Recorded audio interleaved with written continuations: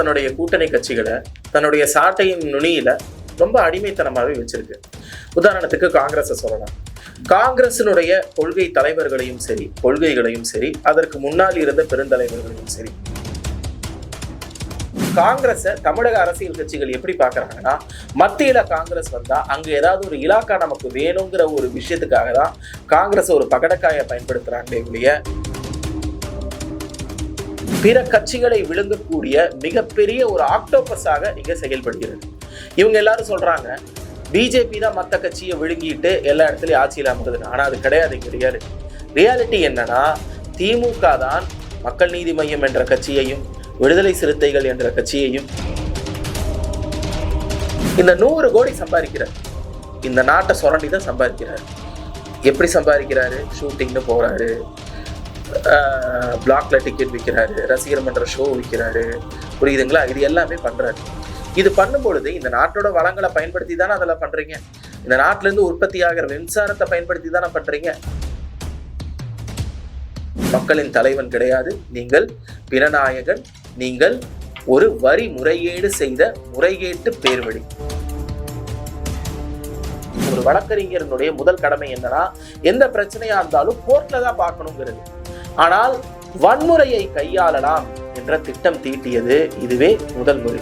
என்னன்னா, போலீஸுக்கு எதிராக வன்முறை பண்ணிட்டு இருக்காங்க, அது அவங்களுக்கு இது.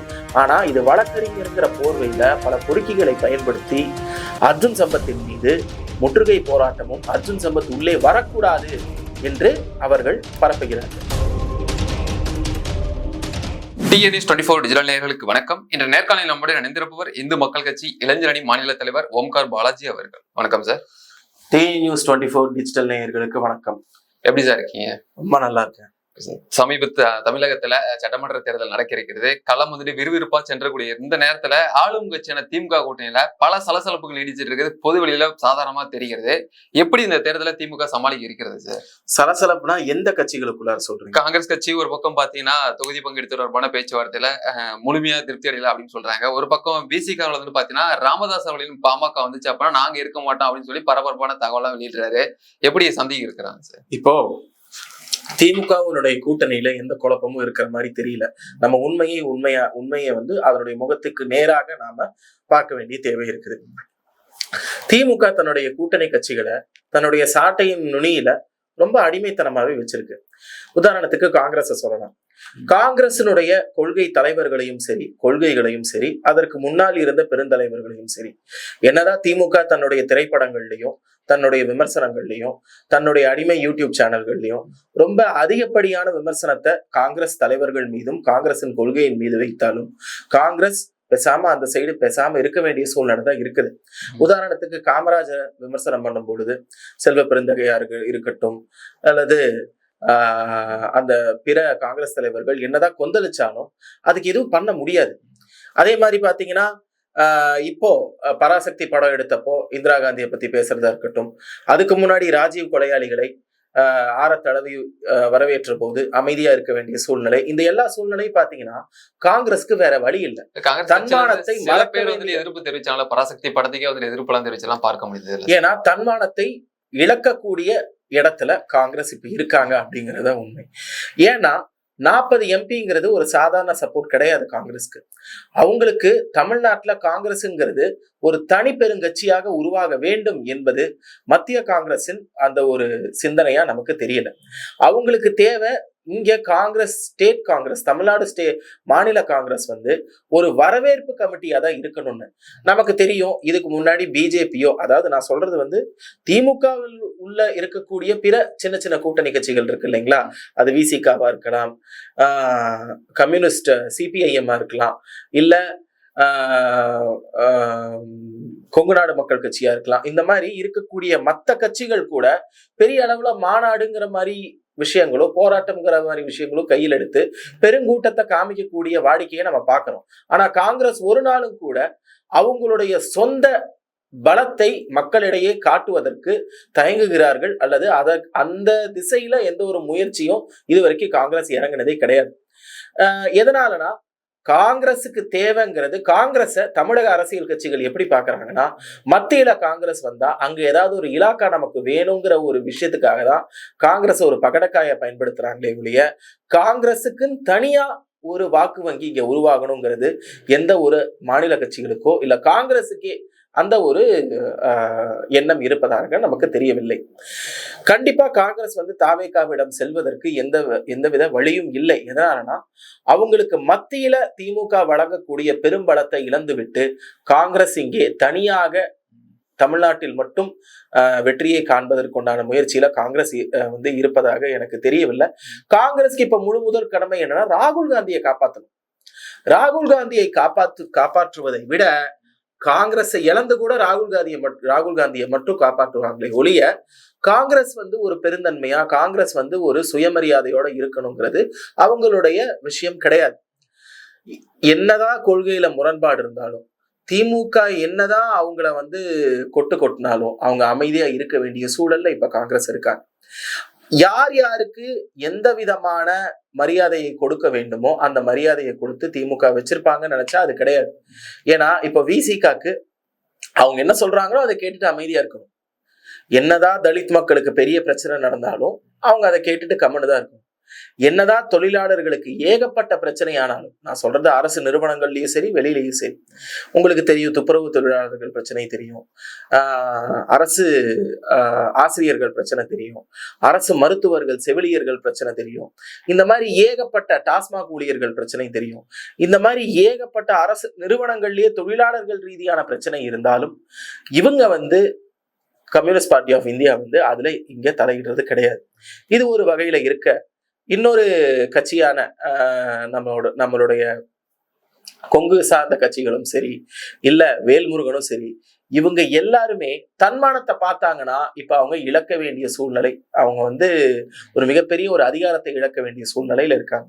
சோ தன்மானம் சுயமரியாதை எல்லாமே இல்லாம இருந்தாதான் ஒருத்த திமுக கூட்டணியில இருக்க முடியும் அப்படிங்கிறது இந்த நிகழ்வுல இருந்து ரொம்ப ஊர்ஜிதமாகுது.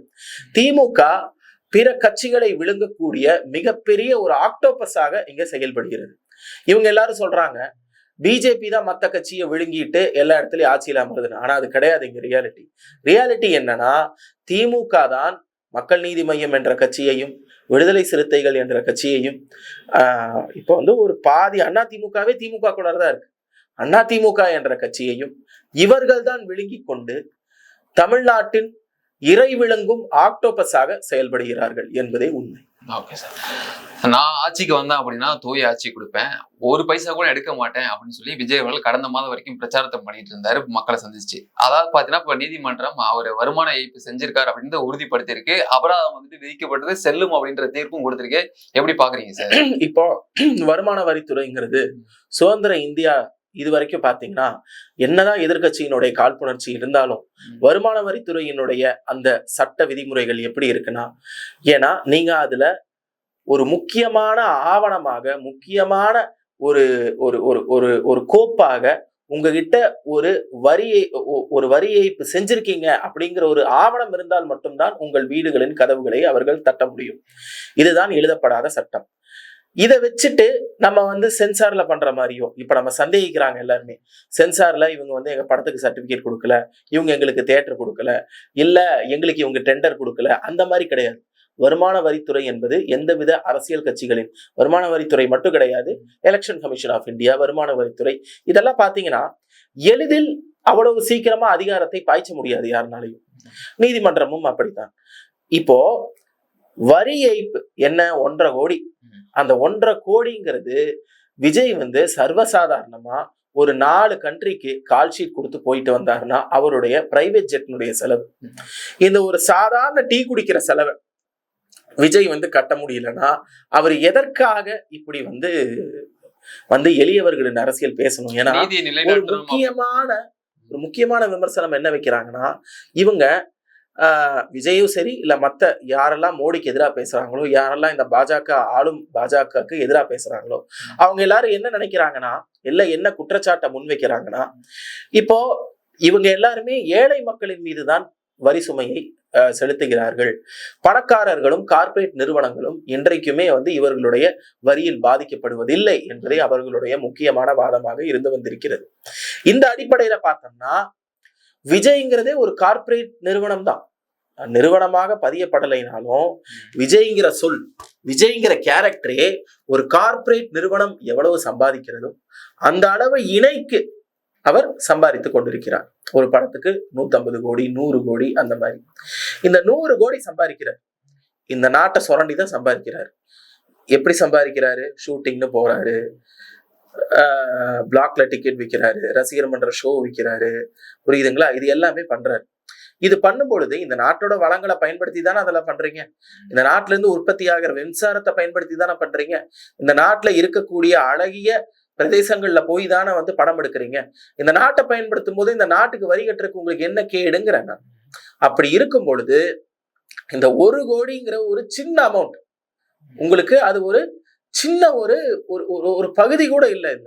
இதுக்காக நீங்க எவ்வளவு கோடி செலுத்தி கேஸ் நடத்துறீங்க?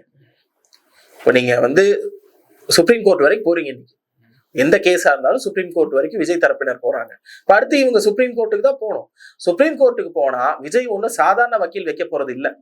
ஒரு சிட்டிங்க்கு எப்படி 25 லட்சம் 30 லட்சம் இருக்கக்கூடிய வக்கீல் தான் வைக்க போறீங்க. அப்போ வக்கீலுக்கு சுப்ரீம் கோர்ட்ல கொடுக்கக்கூடிய அந்த தொகையை வரியாக செலுத்துவதற்கு விஜய்க்கு எங்கே வலிக்கிறது என்பதுதான் இந்த கேள்வி. ஏன் அப்படின்னா நீங்க என்ன நினைக்கிறீங்கன்னா, வருமானத்துறையின் மீது நீங்கள் ஒரு களங்கத்தை ஏற்படுத்த வேண்டும் என்ற ஒரு நோக்கில் நீங்கள் செயல்படுகிறீர்கள்.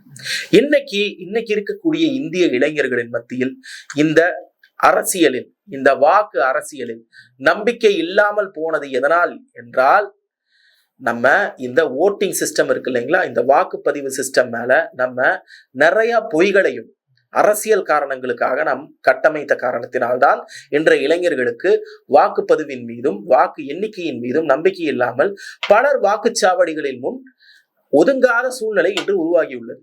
அதே மாதிரிதான் இந்த டாக்ஸேஷன் சிஸ்டம் மாதிரி மேல நீங்க வந்து ஒரு கரையை பூசணும்னு பாக்குறீங்க. எப்படி? வெறும் ஒரு 1.5 கோடி ரூபாய் டாக்ஸுக்காக 2 கோடி ரூபாய் 1.25 கோடி ரூபாய் செலவு பண்ணி வக்கீலை பயன்படுத்தி நீங்க அந்த காரியத்தை செய்யலாம்னு பாக்குறீங்க. இது மிகவும் கண்டிக்கத்தக்கது. இப்படிப்பட்ட ஒரு வரி கட்டாத ஒரு தனிநபரா எந்த பிரச்சனையும் இல்லாம வரி கட்டாம இருந்த போதே உங்களுக்கு வந்து இந்த மாதிரி ஒரு முறைகேடுல ஈடுபடுறீங்கன்னா, நாளைக்கு நீங்க ஒரு அரசியல் அதிகாரத்துக்கு வரீங்க. அரசியல் அதிகாரத்துக்கு வரீங்கன்னா அந்த அதிகாரத்தை பயன்படுத்தி பன்மடங்கு குற்றங்கள் நீங்கள் புரிய முடியும். அந்த சுதந்திரம் உங்களுக்கு அங்கே இருக்கும். அந்த சுதந்திரத்திலும் எவன் ஒருவன் எந்த ஒரு கரையும் இல்லாமல் அதிகாரத்தை பயன்படுத்துகிறானோ அவன் மட்டுமே மக்களின் தலைவன். நீங்கள் மக்களின் தலைவன் கிடையாது. நீங்கள் பிணநாயகன். நீங்கள் ஒரு வரி முறைகேடு செய்த முறைகேட்டு பேர்வழி. சமீபத்துல அர்ஜுன் சம்பத் அவர்கள் திருச்சியில நீதிமன்றத்துக்காக வழக்கு விசாரணைக்கு ஆஜராக போகும்போது வழக்கறிஞர்களுடைய வாக்குவாதம் ஏற்பட்டுச்சு. என்ன நடந்துச்சு சார் அன்னைக்கு? இப்போ 2006ல சட்டத்துக்கு முறைகேடா அனுமதி இல்லாம, மாநகராட்சியினுடைய அனுமதி இல்லாமல் அங்கே பெரியார் சிலை ஒன்று திருச்சி ஸ்ரீரங்கம் ராஜகோபுரத்திற்கு முன்பே நடப்படுகிறது. அங்கே அடிக்கல் நாட்டுப்பட்ட விட்டது. அதற்கு எதிராக நாங்க போய் மனு கொடுக்குறோம். மனுல அவங்க ஏத்துக்கிறாங்க. நாங்க கேஸ் போடுறோம். அதுலயும் வந்து அங்க வைக்க கூடாதுங்கிற தீர்ப்பு வருது. இது எல்லாத்தையுமே நாங்க வந்து கவர்மெண்ட்னுடைய அது இது கண்களுக்கு எடுத்துட்டு போறோம். அதையும் மீறியும் அங்க சிலை வைக்கிறாங்க. அப்ப சட்டத்துக்கு உட்பட்டு இவங்களை அடக்க முடியல அப்படிங்கும் போது நாங்க என்ன பண்றோம், நாங்களே களத்துல இறங்கி அங்க இருக்கக்கூடிய சிலையை உடைக்கிறோம். இப்போ இதுல அப்பவே 1.5 ஆண்டுகளாக அங்கே சிறையில் தன்னுடைய வாழ்நாளை கழிக்கிறார் அர்ஜுன் சம்பத். இதற்கு இந்த கேஸ் வந்து 20 வருஷமா இன்னைக்கு வரைக்கும் நடக்குது. 2 ஆளுங்கட்சிகளும் எங்களுடைய ஆட்சியில இதுக்கு தீர்ப்பு வழங்கக்கூடாது என்ற காரணத்திற்காக இதை வந்து தள்ளிட்டே போறாங்க. ஏன்னா தீர்ப்பு வந்துருச்சுன்னா அர்ஜுன் சம்பத்துக்கு இது தண்டனை ஆகாது. இது எப்படி ஆகும்னா, அங்கே இருக்கக்கூடிய சிலையை அகற்ற வேண்டிய சூழ்நிலை ஏற்பட்டு விடும் என்ற ஒரே காரணத்திற்காக இந்த வழக்கை மீண்டும் மீண்டும் ஜவ்வாக இழுத்து கொண்டே இருக்கிறார்கள். இந்த வழக்கை முடித்து வைக்க வேண்டும் என்ற சூழ்நிலை இப்பொழுது கனிந்து வருகிறது. ஏன்னா இது ரொம்ப நாளா இதுக்கு மேல இழுத்து போறதுக்கு இதுல எதுவுமே கிடையாது. அப்படி இருக்கும் பட்சத்தில் இவர்கள் என்ன செய்கிறார்கள் என்றால், ஆளும் திமுக அரசு அங்கே இருக்கக்கூடிய இடதுசாரி அமைப்புகள், பெரியாரிய அமைப்புகள் சார்ந்த வழக்கறிஞர்கள் ஆஜராக வரும் அர்ஜுன் சம்பத்தை உள்ளே அனுமதிக்க கூடாது என்று வழக்கறிஞர்கள் போர்வையில் உள்ள பேட்டை ரவுடிகளை வைத்து ஒரு கழகத்தை ஏற்படுத்துகிறார்கள்.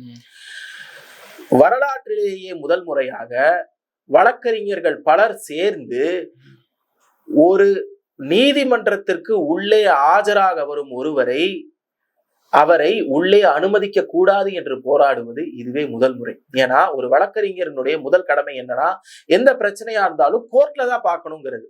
ஆனால் வன்முறையை கையாளலாம் என்ற திட்டம் தீட்டியது இதுவே முதல் முறை. என்னன்னா, போலீஸுக்கு எதிராக வன்முறை பண்ணி இருந்திருக்காங்க, அது அவங்களுக்கு இது. ஆனா இது வழக்கறிஞருங்கிற போர்வையில பல பொறுக்கிகளை பயன்படுத்தி அர்ஜுன் சம்பத்தின் மீது முற்றுகை போராட்டமும் அர்ஜுன் சம்பத் உள்ளே வரக்கூடாது என்று அவர்கள் பரப்புகிறார்கள். இதுக்கு அவங்க என்ன காரணம் சொன்னா, அர்ஜுன் சம்பத் ரவுடி பையன் அப்படிங்கிறாங்க. அப்ப ரவுடி பையன்னா மத்த ரவுடி பசங்கள்லாம் அவங்க கோர்ட்டுக்கு வரும்போது அவங்களுக்கு ஏன் நீங்க முற்றுகை இடல அப்படிங்கிற ஒரு கேள்வி இருக்கு. இதை உன்னைய துருவி கேள்வி கேட்கும் போது அங்க இந்த கழகத்துக்கு, இந்த பொறுக்கித்தனத்திற்கு தலைமை தாங்கிய கென்னடிங்கிற வக்கீல் என்ன சொல்றாருன்னா, அர்ஜுன் சம்பத் அங்க ரீல்ஸ் எடுத்துட்டு இருந்தாருன்னு பொய் சொல்றாங்க. ரீல்ஸ் எடுக்கிறதுக்கு நாங்க என்ன முதல்வர் எம்.கே. ஸ்டாலினா? அவருதான் எல்லா இடத்துலயும் உட்கார்ந்து ரீல்ஸ் எடுத்துட்டு இருக்காரு. தன் அப்பானு கூப்பிடணும்னு ஒரு ரீல்ஸ் எடுத்தாரு. போதை பழக்கத்துக்கு போகாதீங்கன்னு ரீல்ஸ் எடுத்தாரு. தரையில இறங்கி டாஸ்மாக் கடைகளை மூடுறதுக்கு பதிலா போதை பழக்கத்துக்கு போகாதீங்க, ஒரு அப்பாவா நான் சொல்றேன் ரீல்ஸ் போட்டது அவருதான். ஏன்னா அப்பானு கூப்பிடுங்கன்னு ரீல்ஸ் போட்டது அவருதான். இந்த தமிழ்நாட்டிலேயே வச்சு ரொம்ப ட்ரெண்டிங் ரீல் ஸ்டார் யாருன்னா எம்.கே. ஸ்டாலின் தான். நாங்க எம்.கே. ஸ்டாலினோட பழக்கம் எங்களுக்கு இல்ல. நாங்க அங்க ரீல்ஸ் எடுக்க வேண்டிய தேவை இல்லை. ரீல்ஸ் எடுக்கிறதுனா எப்படி? அதுக்குன்னு ஒரு ஸ்டுடியோ செட்டப் இருக்கணும், எல்லாமே இருக்கணும். கோர்ட்ல நாங்க ரீல்ஸ் எடுக்க போறது கிடையாது. இது வேணும்னே ஏதோ ஒரு காரணம், எதுவுமே கிடைக்கலங்கிறதுக்காக அர்ஜுன் சம்பத் அன்றைக்கு தாக்கப்படவில்லை. ஆனால் அன்று அர்ஜுன் சம்பத் முற்றுகையிடப்பட்டார். அர்ஜுன் சம்பத்தின் மீது தகாத வார்த்தைகள் பேசப்பட்டன. அப்பொழுது எங்கள் தொண்டர்கள் அவர்களை தாக்கலாம் என செல்லும் பொழுது, ஏன்னா காவல்துறை எங்களுக்கு வரல. அன்னைக்கு காவல்துறையிடம் நாங்க போய் முறையிட்டோம், காவல்துறை வரல. நாங்களே களத்துல இறங்குவோம், அடுத்து அடி விழுகும்னு காவல்துறை வந்து எங்களை மட்டும் தடுத்து நிறுத்தினாங்க. இதுதான் நடந்தது. வழக்கறிஞர்களாக இருந்து விட்டு நீங்கள் அந்த நீதிமன்ற வளாகத்தினுள் எங்களை நுழைய வேண்டாம் என்று கூறி தகாத வார்த்தைகள் பேசினால் நாங்கள் கண்டிப்பாக எதிர்த்தாக்குதல் நடத்துவோம். இல்லாட்டி அந்த வழக்கறிஞர் கோர்ட்டை கழட்டிட்டு கோர்ட்டினுடைய வாசலுக்கு வெளியில வந்து பேசு, நாங்க வந்து என்ன வேணாலும் பண்றோம். உள்ள இருந்துட்டு நீ இதை பண்ணிட்டு இருந்தீங்கன்னா நாங்கள் இதை என்றுமே ஒப்புக்கொள்ள மாட்டோம். கண்டிப்பாக பெரியார் சிலை அகற்றுவதும் ஈவேராவின் கொள்கைகளுக்கு எதிராக பேசுவது ரவுடித்தனம் என்றால் எங்களுடைய ரவுடித்தனம் இன்னும் பன்மடங்கு தொடரும் என்பது எங்களுடைய கோரிக்கை.